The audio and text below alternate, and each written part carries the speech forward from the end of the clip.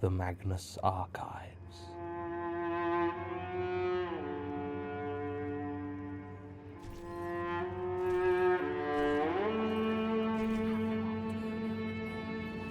Episode 1.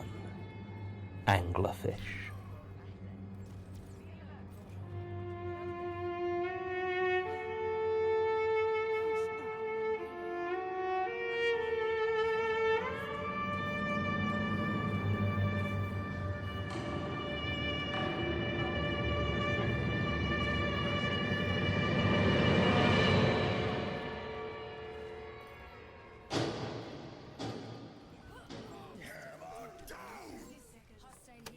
Test, test, test. 1, 2, 3. Right. My name is Jonathan Sims. I work for the Magnus Institute, London, an organization dedicated to academic research into the esoteric and the paranormal. The head of the institute, Mr. Elias Bouchard, has employed me to replace the previous head archivist, one Gertrude Robinson, who has recently passed away. I've been working as a researcher at the Institute for 4 years now, and I'm familiar with most of our more significant contracts and projects. Most reach dead ends, predictably enough, as incidents of the supernatural, such as they are, and I always emphasize there are very few genuine cases, tend to resist easy conclusions. When an investigation has gone as far as it can, it is transferred to the archives. Now, the Institute was founded in 1818, which means that the archive contains almost 200 years of case files at this point. Combine that with the fact that most of the Institute prefers the ivory tower of pure academia to the complicated work of dealing with statements or recent experiences, and you have the recipe for an impeccably organized library and an absolute mess of an archive. This isn't necessarily a problem. Modern filing and indexing systems are a real wonder, and all it would need is a half-decent archivist to keep it in order. Gertrude Robinson was apparently not that archivist. From where I am sitting, I can see thousands of files, many spread loosely around the place, others crushed into unmarked boxes. A few have dates on them, or helpful labels such as 86-91G/H. Not only that, but most of them appear to be handwritten or produced on a typewriter, with no accompanying digital or audio versions of any sort. In fact, I believe the first computer to ever enter this room is the laptop that I brought in today. More importantly, it seems as though little of the actual investigations have been stored in the archives, so the only thing in most of the files are the statements themselves. It is going to take me a long time to organize this mess. I've managed to secure the services of 2 researchers to assist me. Well, technically 3, but I don't count Martin, as he's unlikely to contribute anything but delays. I plan to digitize the files as much as possible and record audio versions, though some will have to be on tape recorder, as my attempts to get them on my laptop have met with significant audio distortions. Alongside this, Tim, Sasha, and, yes, I suppose Martin, will be doing some supplementary investigation to see what details may be missing from what we have. I'll try to present these in as succinct a fashion as I can at the end of each statement. I can, unfortunately, promise no order in regards to date or theme of the statements that are recorded, and can only apologize to any future researcher attempting to use these files for their own investigations. That's probably enough time spent making my excuses for the state of this place, and I suppose we have to begin somewhere. Statement of Nathan Watts regarding an encounter on Old Fish Market Close, Edinburgh. Original statement given April 22nd, 2012. Audio recording by Jonathan Sims, head archivist of the Magnus Institute, London. Statement begins. This all happened a couple of years ago, so I apologize if some of the details are a bit off. I mean, I feel like I remember it clearly, but sometimes things are so weird that you start to doubt yourself. Still, I suppose weird is kind of what you guys do, right? So I'm studying at the University of Edinburgh, biochemistry specifically, and I was in my second year at the time this happened. I wasn't in any sort of university accommodation at this point and was renting a student flat down in Southside with a few other second years. To be honest, I didn't hang out with them much. I took a gap year before matriculating, and my birthday's in the wrong part of September, so I was nearly 2 years older than most of my peers when I started my course. I got on with them fine, you understand, but I tended to end up hanging out with some of the older students. That's why I was at the party in the first place. Michael Macaulay, a good friend of mine, had just been accepted to do a master's degree in Earth Sciences, so we decided a celebration was in order. Well, maybe party isn't quite the right word. We just kind of invaded the Almanac down on the Royal Mile and drank long enough and loud enough that eventually we had the back area to ourselves.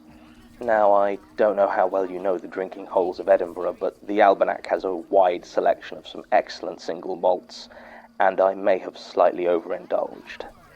I have vague memories of Mike suggesting I slow down, to which I responded by roundly swearing at him for failing to properly celebrate his own good news, or words to that effect. Long story short, I was violently ill around midnight and made the decision to walk the route home. It wasn't far to my flat, maybe half an hour if I'd been sober, and the night was cool enough that I remember having a hope that the chill would perk me up some. I headed for the Cowgate, and the quickest way to get there from the Royal Mile is down Old Fish Market Close. Now, I'm sure you don't need me to tell you that there are some steep hills in Edinburgh, but Old Fish Market Close is exceptional, even by those standards. At times it must reach a 30 or 40 degree angle, which is hard enough to navigate when you don't have that much scotch inside you. As I have mentioned, I had quite a lot, so it probably wasn't that surprising when I took a rather nasty tumble about halfway down the street. In retrospect, the fall wasn't that bad compared to what it could have been, but at the time it really shook me up and left me with some nasty bruises. I picked myself up as best I could, checked I hadn't seriously injured myself, no broken bones or anything, and decided to roll a cigarette to calm myself. That was when I heard it. "Can I have a cigarette?" I was startled out of my thoughts by the words, as I thought I had been alone. Quickly trying to compose myself and looking around, I noticed a small alleyway on the opposite side of the street. It was very narrow and completely unlit, with a short staircase leading up. I could see a light fixture a little way up the wall at its entrance, but it either wasn't working or wasn't turned on, meaning that beyond a few steps the alley was shrouded in total darkness. Stood there, a couple of stairs from the street, was a figure. It was hard to tell much about them as they were mostly in the shadows, though if I'd had to guess I would have said the voice sounded male. They seemed to sway ever so slightly as I watched, and I assumed that they, like me, were probably a little bit drunk. I lit my own cigarette and held out my tobacco towards them, though I didn't approach, and asked if they were okay with a roll-up. The figure didn't move, except to continue that gentle swaying. Writing it down now, it seems so obvious that something was wrong. If I hadn't been so drunk, maybe I'd have noticed quicker, but even when the stranger asked the question again, "Can I have a cigarette?" utterly without intonation, still I didn't understand why I was so uneasy. I stared at the stranger, and as my eyes began to adjust, I could make out more details. I could see that their face appeared blank, expressionless, and their skin seemed damp and slightly sunken, like they had a bad fever. The swaying was more pronounced now, seeming to move from the waist side to side, back and forth. By this point I had finished rolling a second cigarette and gingerly held it out towards them, but I didn't get any closer. I decided that if this weirdo wanted a cigarette, they were going to need to come out of the creepy alleyway. They didn't come closer, didn't make any movement at all, except for that damn swaying.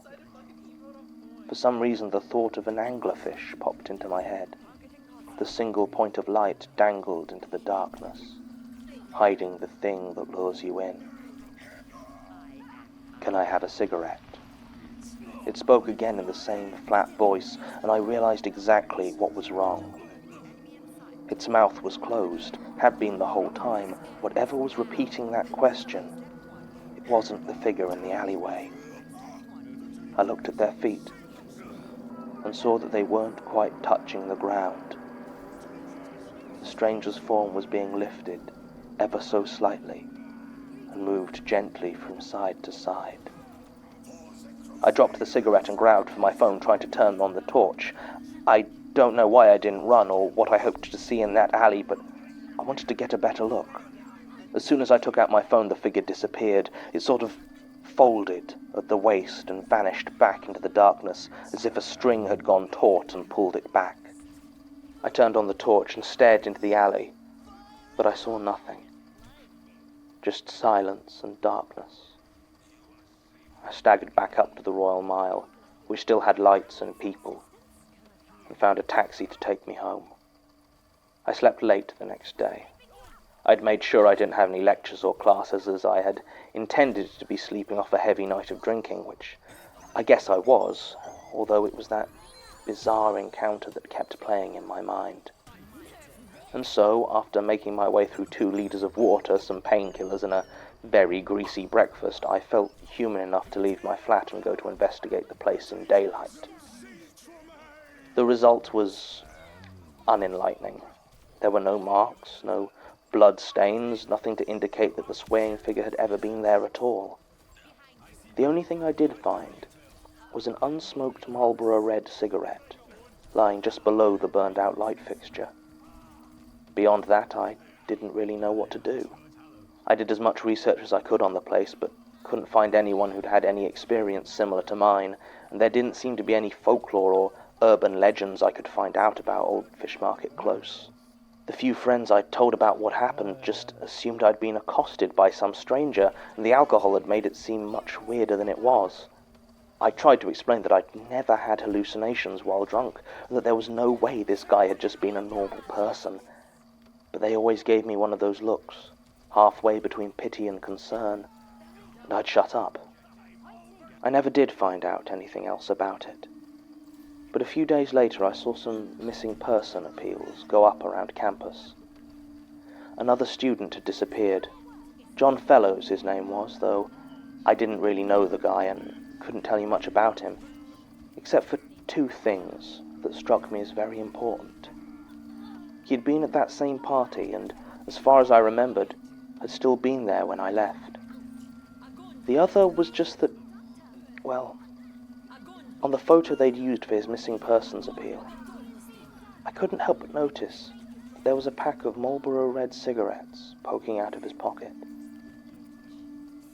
I haven't quit smoking, but I do find that I take a lot more taxis now if I find myself out too late. Statement ends. The investigation at the time and the follow-up we've done over the last couple of days have found no evidence to corroborate Mr. Watt's account of his experience. I was initially inclined to refile this statement in the discredited section of the archive, a new category I've created that will, I suspect, be housing the majority of these files. However, Sasha did some digging into the police reports of the time, and it turns out that between 2005 and 2010, when Mr. Watt's encounter supposedly took place, there were 6 disappearances in and around the Old Fish Market Close. Jessica McEwen in November 2005, Sarah Baldwin in August 2006, Daniel Rawlings in December of the same year, then Ashley Dobson and Megan Shaw in May and June of 2008. Then finally, as Mr. Watts mentioned, John Fellows in March 2010. All 6 disappearances remain unsolved. Baldwin and Shaw were definitely smokers, but there's no evidence either way about the others, if they're even connected. Sasha did find one other thing, specifically in the case of Ashley Dobson. It was a copy of the last photograph taken by her phone and sent to her sister Siobhan. The caption was, "Check out this drunk creeper, LOL." But the picture is of a darkened, apparently empty alleyway, with stairs leading up into it. It appears to be the same alleyway which Mr. Watts described in his statement, the one that, according to maps of the area, leads to Tron Square. But there doesn't seem to be anyone in the photograph at all.